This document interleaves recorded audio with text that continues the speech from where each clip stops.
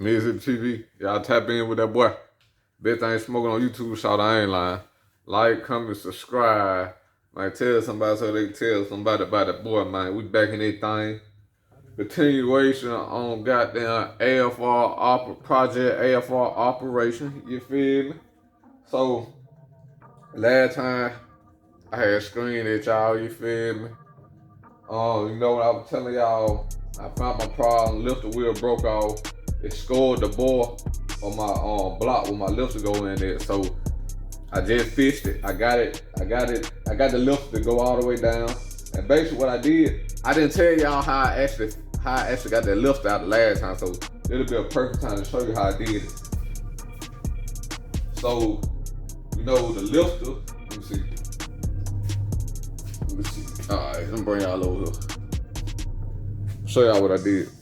So, you know, the lifter was stuck in the board, right? I couldn't get it to go down. So all I did was grab my 3/8. All I did was grab my 3/8 extension like that. But I came from the bottom. I had the motor turned sideways, and I came from the bottom, and I just popped it up.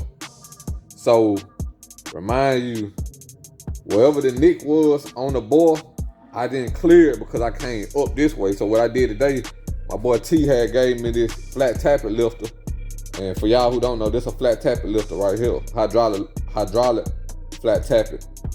You know, it's a big difference between a roller. Feel me? Roller, you got the roller wheel up there, but flat tappet, it just ride on actually the load but a cam.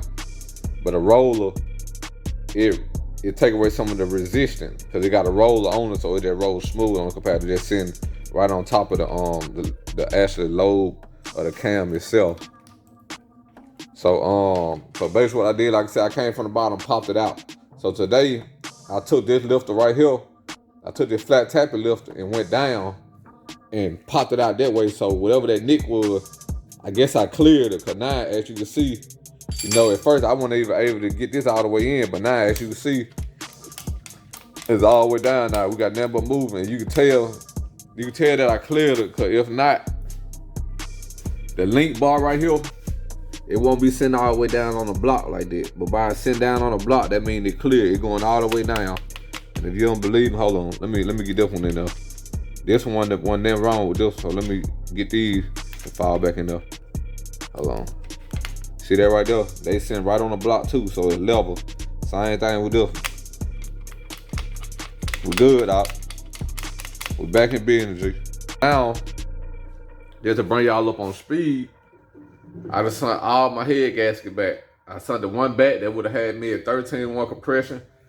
I sent the copper one back because I actually went to the machine shop and he was like, if I view, I want to use it because everybody that he know that use that style, that kind, they end up having leaks. So I sent it back. So now I didn't want to order no more head gasket until I got that clear. But now that that's clear, it's game time now, dog. So now I can order my 80,000 head gaskets that I need, and my valves make it from AFR Tuesday. So that means my valves make it Tuesday. So once they come, I can shoot the valves to him because they gotta get a valve job done on it. Shoot the valve to him, do that. We should have had the heads back within a few days, and this weekend I'm bolting the heads up. I'm gonna bolt the heads up, go and get that out the way, torque them down, get them out the way. Only thing I'll be waiting on then is my new cam lifting timing chain, and I'll be waiting on my intake, which I've been calling these folks, everybody bagged up on them parts. They won't be till like the end of December, maybe January before I get the cam or the intake. But I hope I get it before then, but we'll just see. But that's the main thing right there.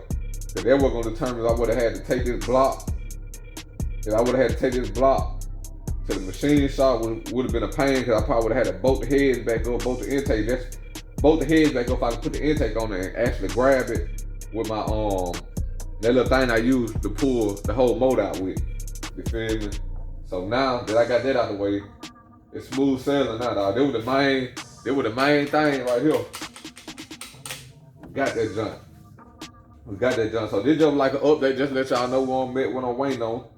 And like I said, I'm there waiting. I'm waiting till my cam lifter, time chain come, my intake, and my valve make it here too. So I'm gonna take that to him. So I should have had that back in a few days, and hopefully the weekend I go on both them heads up. So y'all know how I kick, y'all know how I end it. Catch y'all on the next one. Believe it. Man, what's going on with y'all, dog? I know it's been a little minute. Excuse me in my absence, you feel me? But it's been a lot going on. I've been waiting for a lot of things to get done, but I just came to y'all today. Cold as hell up here, G. Came to y'all today just to let y'all know where I'm at. Stroker motor still on the motor stand, as you can see. Stroker motor still on the motor stand. Finally got my head gasket. I gotta tell y'all the back and forth I was going through with them damn head gasket, boy. God damn. I don't got the head. The head's still at the machine shop. I thought I would have got them yesterday, but I might not be getting them back, to be honest with you. And the reason why I say it is because I finally was able to record a video. I finally was able to record a little small video of my cam bearing. Remember I was telling y'all, man, my big dog, we were checking everything out and we were looking over them. So we were saying that they were straight, but I was telling myself I wanted to take it to the machine shop and see what he think about it. So I finally went on here and recorded a video of them and took it up there, and I would let him look at the video. He was saying that he was showing me what all the oil pressure shoot at on your cam bearing, and he was showing me the discoloration on them. But I don't know. Well, I'm gonna check them out myself now. Because I don't know if the discoloration was showing because I had the flashlight on them or not. But he was saying that if it got discoloration on, that means they're worn out. And if he were me, I'd replace them.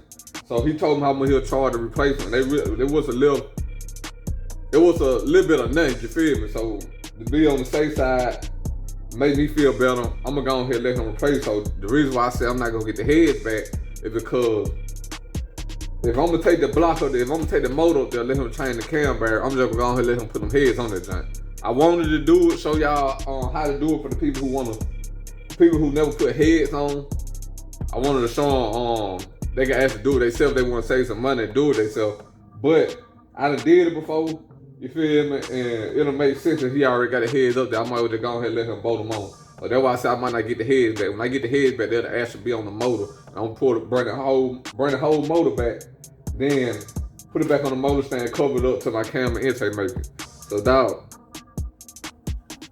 man, y'all go get y'all whatever y'all drinking, go get y'all a pop, some water, some popcorn. And man, get ready for this story about tell y'all these damn head gaskets out. Check this out. So, this what we got going on. I finally got my head gasket out. Ferropro number 10003 in that thing, you feel me? Finally got my head gasket, part number 10003. Let me see how I first started. Okay. So, I'm gonna kick it out like this. Kick it out like this, make sure y'all, you feel me? Hold on. Kick it out like this. So, by me deciding to put my AFR heads on their motor, right? I already know what head gaskets that they recommend use for the AFR head. So that's why as soon as I made my mind up that I was gonna do that, I went on here to order the head gasket right off the muscle, you feel me? So I got the head gasket, I ain't even tripping. Okay, we good. So I called Summit. Did I call Summit first? I think I called Summit. And I was telling the guy, I didn't know what the compressor was at first, cause Mill Simpson told me it was 12. I had my homeboy telling me it was 10. I had Dan telling me it was this. I ain't know. So he did the calculation. I gave him the part number on the piston, everything, and the stroke. And it came up to like 12.2. Hello, was it? I think like 12.2 compression, where you can say 12.1 all in the same range. 12.2. So I was like, all right, bet. Mill Simpson was right on the compression. So I was telling her I wanted to lower the compression. So he recommended a 80,000 head gasket. So I was like, all right. and it was a copper, which I don't know nothing about these different head gaskets. I don't think I know it's this right here. So I ordered a copper head gasket, took it to the machine shop, and asked him what he thought about it. He was like, if I were you, I want, let me rewind back. Before I ordered the copper head gasket, right? These ones right here, I was asking him what would my compression have been using these. So he said, by me dropping from a 70cc head, which my Edelbrock is, they're a 70cc head, drop it down to my AFR, which is a 65, it would have bumped my compression up to 13. And you know, my last motor that blew up, it was 13. I ain't wanted that high. So I sent them back, you feel me? Sent them back. These same ones I got now, I sent them back. So, excuse me. I ordered the 80,000 head gasket. Got them, took it to the machine shop. The machine shop guy said, I want to use them because everybody I know that use them, they leak. Okay. I'm like, damn. But he told me you still can get a 80,000 head gasket, but it just need to be committed. So boom, the copper ones, I had to send them back. I sent them back. Okay. I think I called AFR. I think I called them in the midst of that. And they were asking me what was the bore on the motor. And I was like, the motor 30 over. And he was like, I understand it's 30 over. It's 30 over because the bore on these head gaskets was 4.030, 30 over, you feel me? So he was saying, I understand it's 30 over, but you need a 4.125, which is the diameter of the head, the diameter of the chamber of the head. So I was like, all right. And he told me he won't recommend, when I told him I was looking for the 80,000 committed head gasket, he said, if I were you, I wouldn't go that thick of a head gasket. Going off the calculator, it would drop my head gasket. It would drop my compression down to about 11 some, but I wouldn't go that thick. So he recommended me getting a 4.125 bore, which is the diameter of the chamber of the head, and go 51,000 or 55,000 head gasket. So I was like, all right, that right there shifted. So I called Summit looking for the 4.125 head gasket, 51,000. They had one head gasket. I need two on. They had one on, and the second one was on back order to like January. I'm like, God damn. So I'm stoked, you feel me? So I called Speedway Motors. I told them the same thing. I need a 4.125 head gasket. I need 4.125 head gasket, 51,000. They said they got it. Okay. So they sent me the head gasket, right? They sent me the head gasket. It was Thanksgiving. So I ain't even bothered to open because I told them what I needed. They said they got it. So I ain't really thinking like it's wrong. So long story short, shout out to my boy Drop Top Paris. I had one to chill, I had one to kick it with them. For Thanksgiving, my boy Drop Top Paris. Then we had one over my boy AJ house and kick it with them a little bit. So when I came back, I let them go ahead and bust the pack open. Bust the pack open out. Okay, I bust the pack open.